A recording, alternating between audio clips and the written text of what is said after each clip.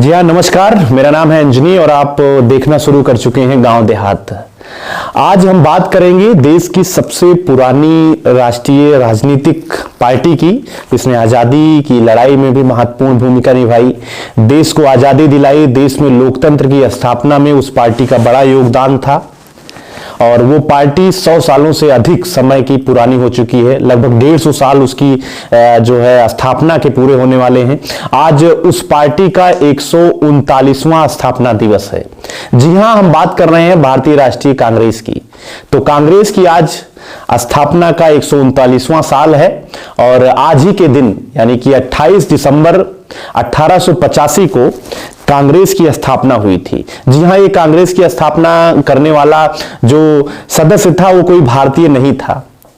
उसकी स्थापना करने वाले थे एक रिटायर्ड अंग्रेज, उनका नाम था सर A.O. ह्यूम। जी हां, वो थियोसॉफिकल सोसाइटी के प्रमुख सदस्य थे और बंबई में इसकी स्थापना गोकुलदास संस्कृत कॉलेज के मैदान में हुई थी। 1885 में कांग्रेस की स्थापना हुई, लेकिन आजादी के बाद आज जो है आजादी के 75 साल भी पूरे हो चुके हैं। उसके बाद कांग्रेस की स्थिति प्रमुख विपक्ष की भूमिका में भी नहीं है। कांग्रेस अपनी जनाधार को लेकर अपने अस्तित्व की लड़ाई लड़ रही है। लगभग 10 वर्षों से केंद्र में कांग्रेस की सरकार नहीं है।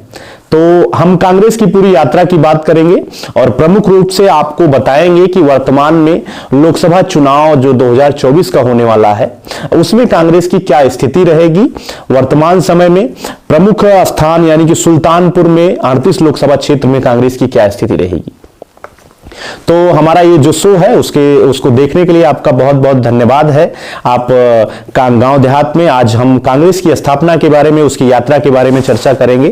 तो स्थापना के बारे में मैंने आपको बताया कि 1885 में थियोसॉफिकल सोसाइटी के जो सदस्य थे सर A.O. ह्यूम ने कांग्रेस की स्थापना की और कांग्रेस की स्थापना के समय जो उसके पहले अध्यक्ष थे वो बने थे बोमेश चंद्र बनर्जी। जी हां, बोमेश चंद्र बनर्जी कांग्रेस के जो है पहले अध्यक्ष बने और 1919 तक जो है कांग्रेस पार्टी में जो है गांधी नेहरू परिवार का आगमन नहीं हुआ था। कांग्रेस के बारे में लोग कहते हैं कि गांधी नेहरू परिवार की पार्टी है, उसके अध्यक्ष हमेशा गांधी नेहरू परिवार के सदस्य रहे हैं, उन्हीं के वंशज रहे हैं। ये सच बात है। कांग्रेस के अब तक के इतिहास में 139 वर्षों में कांग्रेस में 56 अध्यक्ष हुए हैं और उन 56 अध्यक्षों में 45 जो अध्यक्ष थे 45 साल तक लगातार गांधी नेहरू परिवार के पास जो है अध्यक्षी रही है। जी हां, लगातार जो है गांधी नेहरू परिवार का दबदबा रहा है और आपको बता दें कि लगातार 19 साल कांग्रेस पार्टी का अध्यक्ष रहने का जो सौभाग्य प्राप्त हुआ है वो सोनिया गांधी को रहा है।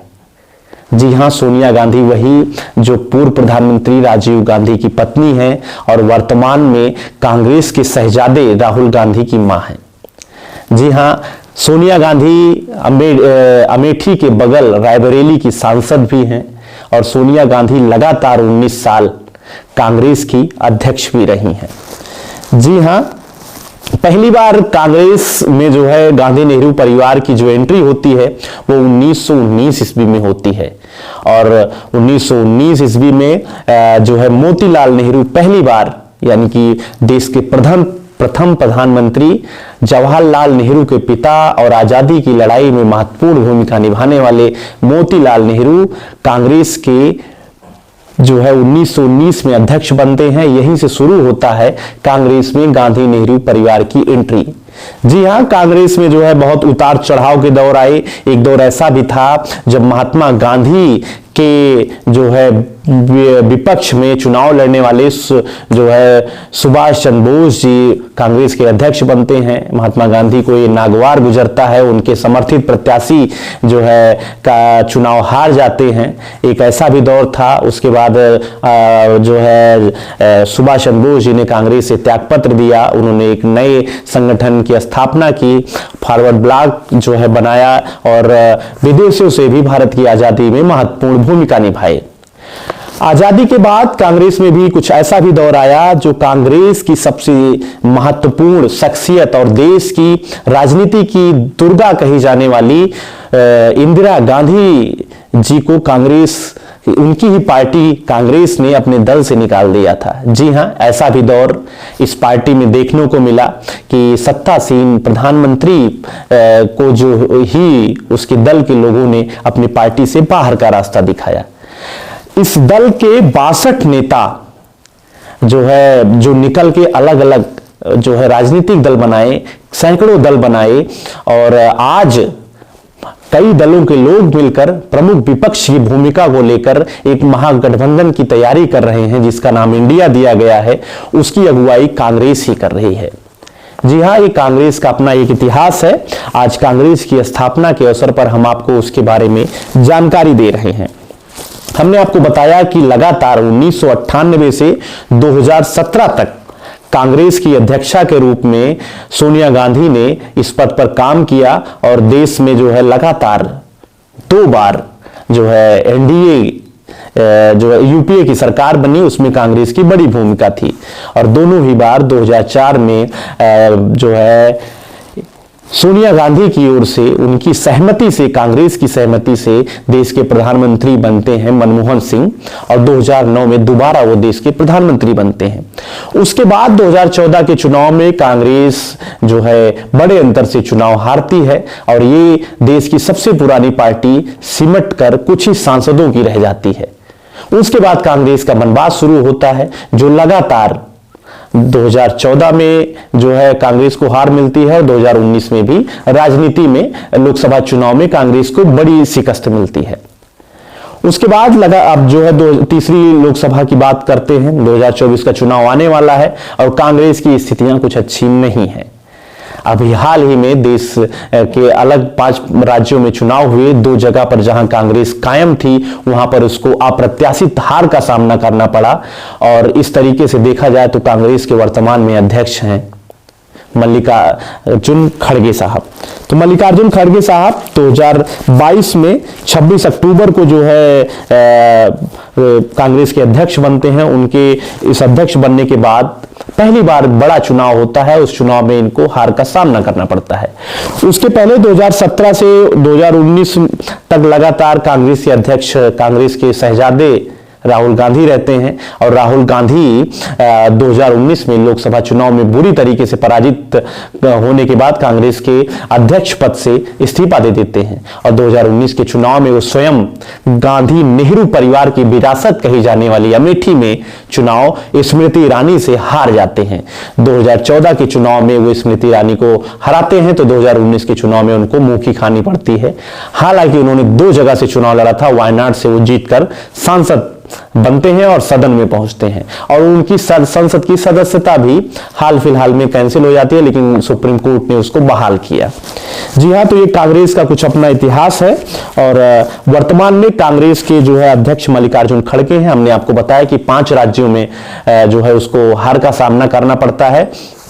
तो कांग्रेस की ये स्थितियां हैं, उसकी अपनी एक तैयारी क्या है कि 2000 करीब 139 साल पुरानी पार्टी अपने अस्तित्व की लड़ाई किस तरीके से लड़ रही है। अब हम बात करते हैं सुल्तानपुर जनपद की। तो यहां पे कांग्रेस की क्या स्थितियां हैं, आपको बता दें कि आजादी के बाद से लगातार कई सालों तक यहां पर कांग्रेस के सांसद रहे, लेकिन पिछले कई दशकों से यहां पर कांग्रेस अपने एक आदत एमपी के लिए जूझ रही है। जी हां, यहां पर 2004 में जो है ताहिर खान सांसद बनते हैं बसपा के टिकट पर। 2009 में जो है कांग्रेस आती जरूर है, क्योंकि 2009 में कांग्रेस ने जो है लगातार दूसरी बार चुनाव जीता था। देश में जो है कांग्रेस की सरकार बनी थी।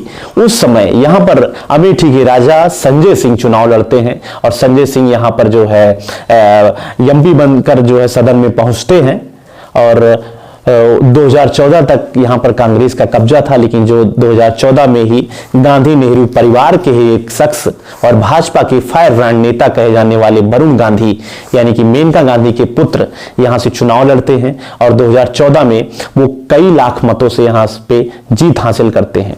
और 2014 के चुनाव में जो है कांग्रेस चुनाव हार जाती है और इस तरीके से यहां पे कांग्रेस का बनवास शुरू हो जाता है। 2019 में एक बार फिर से लगता है कि कांग्रेस कुछ ना कुछ करेगी और कांग्रेस ने अपने जो है टॉप शीर्ष स्तरीय नेता को, पूर्व केंद्रीय मंत्री को, डॉक्टर संजय सिंह को राज्यसभा भेजकर उनके कद को और बढ़ाती है और उनकी पत्नी जो पूर्व में जो है अमेठी में ही विधायिका रह चुकी हैं, उनका नाम है रानी अमिता सिंह, वो इस मैदान में उतरती हैं और उनके प्रचार के लिए कांग्रेस की ही शहजादी प्रियंका गांधी आती हैं और उनकी टक्कर रहती है गांधी नेहरू परिवार की ही बहू मेनका गांधी से और मेनका गांधी से वो चुनाव में जो है बुरी तरीके से हार जाती हैं और कांग्रेस की जमानत इस 2019 के चुनाव में जब्त हो जाती है। हालांकि गांधी नेहरू परिवार की जो बहू हैं, शीर्ष स्तरीय नेता रह चुकी हैं, केंद्रीय मंत्री मेनका गांधी और संजय गांधी की पत्नी बहुत कम वोटों से, मात्र 10,000 वोटों से वो यहां पर चुनाव जीतती हैं और उनका मंत्री पद भी इसीलिए मोदी सरकार छीन लेती है। एक तरीके से कह सकते हैं जीत ही है, इसको जीत नहीं कहा जा सकता है। और उनको हराने वाले शख्स होते हैं महागठबंधन के संयुक्त प्रत्याशी रहे चंद्रभद्र सिंह सोनू। जी हां, चंद्रभद्र सिंह सोनू बहुत 4,44,000 वोट यहां से पाते हैं और 4,54,000 वोट पाकर मेनका गांधी यहां से सांसद बनती हैं। तो ये कांग्रेस की वर्तमान स्थितियां हैं। और अब कहा जाए तो कांग्रेस के पास अपना कोई चेहरा नहीं है, कांग्रेस के पास अपना कोई प्रत्याशी नहीं है जो यहां का स्थानीय है और उनका चुनाव लड़ सके। कांग्रेस सुल्तानपुर की जो स्थितियां हैं कुछ इस तरीके से हैं, उनके पास कोई ऐसा बड़ा चेहरा नहीं है जिसको यहां के लोकल लोग मिलकर कह सकें कि हम इनके इस चेहरे के साथ चुनाव लड़ने वाले हैं। हमेशा की तरह यहां पर भी किसी न किसी को जो है कांग्रेस लैंड कराएगी, भाजपा भी लैंड कराएगी। यहां के स्थानीय नेताओं के ऊपर जो है उतना दांव नहीं लगाना चाहती है पार्टी।